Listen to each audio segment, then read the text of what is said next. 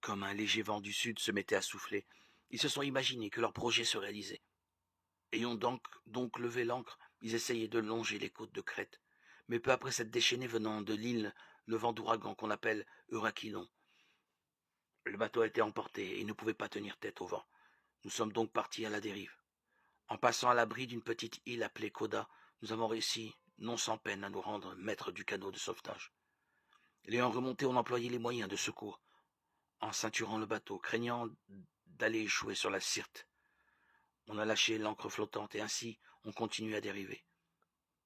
Le lendemain, comme la tempête nous secouait avec violence, on délestait le navire. Le troisième jour, les matelots de leurs propres mains ont arraché le gréement du bateau. Depuis bien des jours, on n'avait pas vu le soleil ni les étoiles et une tempête extraordinaire continuait à sévir. Tout espoir était désormais perdu pour nous d'être sauvés. Les gens étaient à jeun depuis longtemps, alors Paul, debout au milieu d'eux, a pris la parole. Mes amis, il aurait fallu m'obéir et ne pas quitter la Crète. Cela aurait épargné tant de dégâts et de pertes. Maintenant, je vous exhorte à prendre courage. Aucun de vous n'y laissera la vie, seul le bateau sera perdu.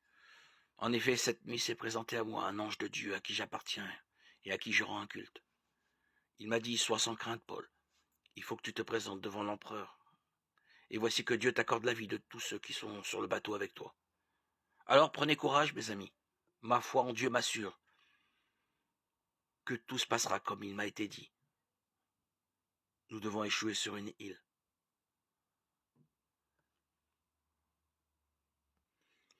Actes des apôtres, 27, 13, 26.